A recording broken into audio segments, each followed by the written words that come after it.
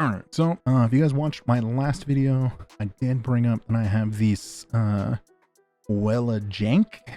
I guess is one way to say it, JANK deck that I put together as an offshoot from Dad. I don't necessarily think this deck is that great, at least my iteration. However, it is a lot of fun. I've had a couple of my buddies over at the locals that I go to, Collectible Exchange. They've tried it. They thought it was fun. They liked it. I don't think any of them, including me, would maybe play it in tournament. I might, but we'll just have to see. So let's go ahead and get to the list. Actually, before I do, if you guys haven't done so already, please do check out the RBET Marina Valley. I do recommend it if you guys want to participate in one of the largest, if possibly the largest, IRL Edison tournament of the year. I do recommend you guys go ahead and sign up. Do make sure that you do thoroughly read it. You will get a confirmation code, or not confirmation code, but a confirmation email once you've completed the process and did the sign up and paid your fee. And yeah, if you guys do end up going, hopefully I will see you guys there. If you guys see me, go ahead and say hello. Just don't say it while I'm in round, because I'm already going to be sweating and I'm going to be trying to hyper focus because I already know I'm going to get my cheeks clapped. But we're going to do our best, so go ahead and catch me, in between rounds or after the event. I'll be there the whole day. Without further ado, now let's get into the deck list. So we are running, of course, triple Krebons. Wouldn't be Dad without it. We are running double Mystic Tomato. It's nice to be able to go ahead and get into a lot of our darks, since a lot of our darks are actually, under 1500, of course. One Stratos, double Malicious. Really good for synchro plays, and just being able to have a searcher and thin the deck out some more is always a plus. Double Armageddon Knight, being able to dump some stuff, dump Krebons, dump Malicious, dump really anything, and go ahead and turn on Dad, or go ahead and facilitate like a huge push. Fantastic card. I was running double Greffer. I think the original list has double Greffer. I'm only running the one. I might change it to where I'm only running one Armageddon Knight, double Greffer, but we'll just have to see. I think that's probably what I'm going to end up doing in the next list of this, to try it out, just so that way I don't get hit with like deck dev or some other dumb cards. The main reason I like this, it dodges bottomless. This does not.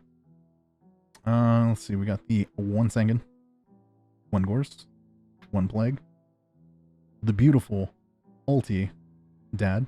Can't be hit by bottomless, of course, because it's ulti. Can't be negated by Solemn or any other cards.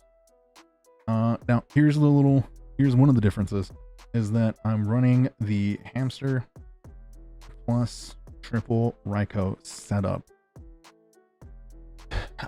So the issues that I was running into with the original Dad deck is that I felt like I couldn't really get stuff in the graveyard quick enough, and whenever I did, it was already too late. So this is my way, I guess you could say, of kind of speeding up the deck a bit, and I have been liking it. I don't know if I want to increase this by one more or not. I'm just going to need a little bit more testing to go ahead and confirm whether I should or not. And then, as I did in my last deck list, triple Caius with the one Treeborn. Having that tribute fodder, as well as anything to go like to amp up like a synchro play into either like a 9, maybe even an 8, or go into a 7. It's nice. I love it. It gets milled more often than not. Or it's like discard fodder for any of my other spells or traps. Or what's another one? Or it just gives milled, in all honesty. So those are all the main deck monsters. Now it comes down to the spells. Of course, we got double telekinetic power. Well, I wanna put this at 3.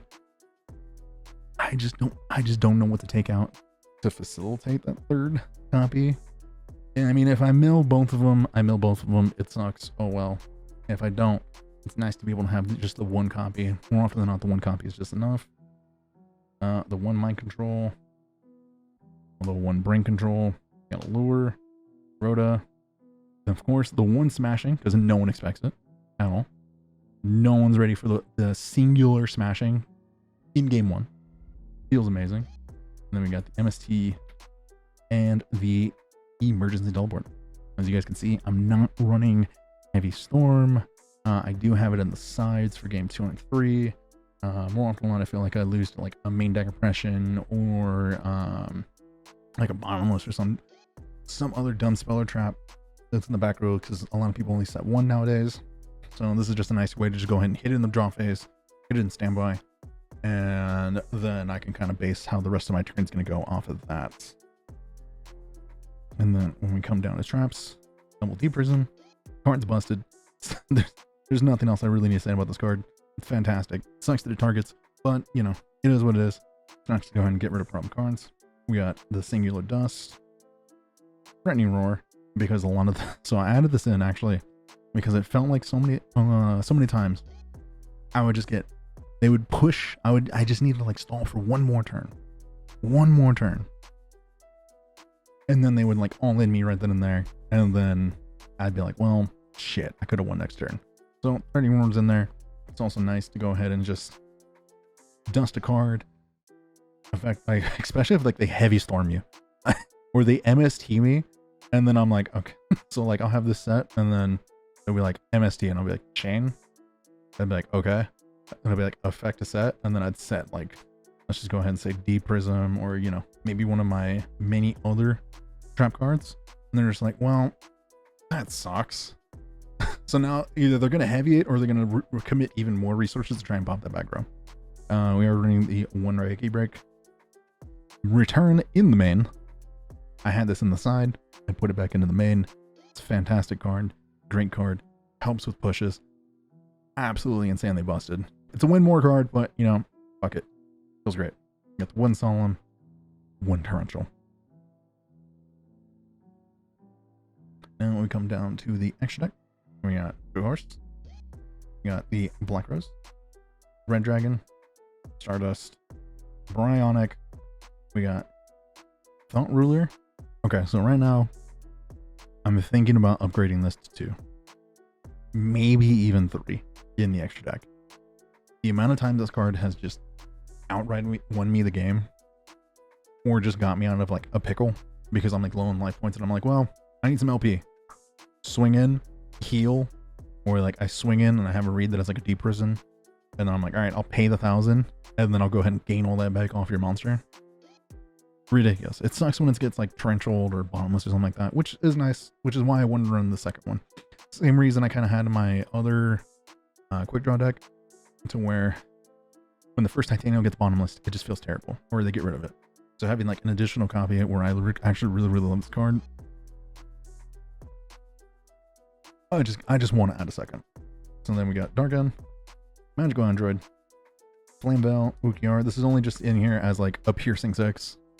This most of the time this goes ahead and just facilitates me to go from you know, 2 tuners and like a level 4 and just go into an 8.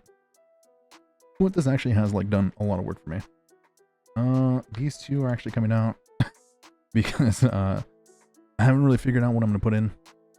This was from when I was originally running the zombie version of this with zombies. So these 2 are going to be coming out.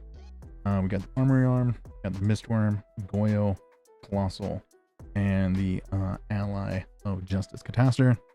So I have 2 slots in here open. Like I said, I think I'm going to be putting 1 Thought Ruler in here. And then I have 1 more slot, and I don't really know what to put in there. Maybe most likely I'm probably going to put another Stardust. It'll be double Stardust, double Thought Ruler. And we'll probably go from there. If you guys have any ideas at all, please put them in the comments down below. I'll be reading them thoroughly, and you know, taking quite a few of them to heart, because yeah, I have 2 slots open and I really don't know what to put in there outside of like an additional Archfiend. So for the side deck, we got double DD Warrior, we have Rhoda, Searches. So essentially we're running 3 copies. This card's dumb as shit. It's just great to go ahead and either set or just summon, and then go ahead and swing in and banish a problem monster. We are running double Dino. I hate this card with a passion. mainly because I run quick draw, and then anytime my opponent's just like summon, and I'm like, all right, well, I think we're probably just gonna have to game 2 or game 3, or you just won the match. Card's great. Just a nice vanity fiend. Sucks that it's a little low on attack, but if you set it up with like a battle trap, you're fine. Here is the 1 heavy storm. I'm also running this in the side as just a way to go ahead and like save my ass if like some stuff gets DD-crowed or banished, and I kind of need it still. I'm a little wishy-washy on this one. I might come take it out. I don't know yet. I've taken it out multiple times. Put it back in. We're trying it out. We'll see. Then we got the additional Rikeki break. Double bottomless. We got the 3rd D prison running 1 skill drain. We got the 1 mirror force. All the haunted. The additional dust.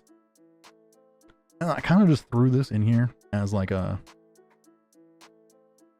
It's kind of just some like, we'll try it out. We'll throw it in there.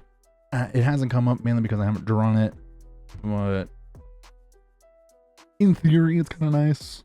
You can go ahead and shut off like a miracle fusion, and then you force them to like burn some other resources of like double miracle fusion in hand. You're like, magic drain. They're like, I mean, I'm gonna have to burn this anyway, so I'll go ahead and ditch the other miracle fusion to like negate it, or to like allow this to go through. In theory, it feels like a good card. We'll see. I will do another video on this, hopefully in the future. But yeah, that's about it for my YGO JANK. Shoot a dad. And if you guys have any comments about it, things you might change, things you might add, please feel free to let me know in the comments down below. Thank you guys again for watching. Don't forget to sign up or check out the RBET Moreno Valley. It is happening on the 19th of this month. It will be starting out at 10 a.m. And yeah, thank you guys for watching. Have a good one, and I will see you guys later. Deuces.